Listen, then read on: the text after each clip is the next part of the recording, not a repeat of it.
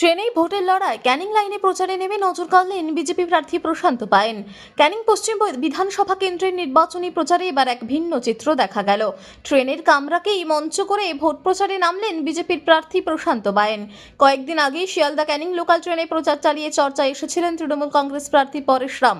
সাধারণ মানুষের সঙ্গে সরাসরি যোগাযোগ গড়ে তুলতে তার এই উদ্যোগ বেশ সাড়া ফেলেছিল। এবার সেই পথে হাঁটলেন বিজেপি প্রার্থী। সকাল থেকে ক্যানিং শিয়ালদা লোকাল ট্রেনে চেপে একাধিক স্টেশন ঘুরে প্রচার চালাতে দেখা যায় প্রশান্ত পায়েনকে।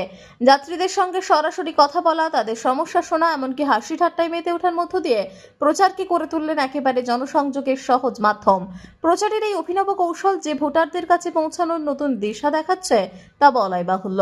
এখন দেখার এই ট্রেন প্রচার ভোটের বাক্সে কতটা প্রভাব ফেলে।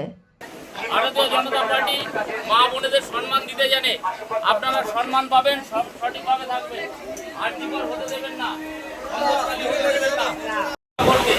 শিল্পপতিতে বিজেপির সাথে আপনারা 5টা বছর বাংলা করুন। আপনারা সন্দেশকালী হতে দেবেন না, আপনারা আর্থিকর হতে দেবেন না, আপনারা হাঁসকালী হতে দেবেন না।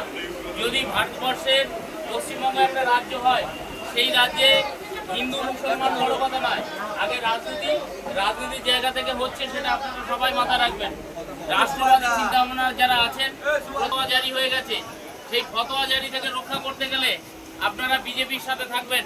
5টা বছর বিজেপিকে সুযোগ দিন,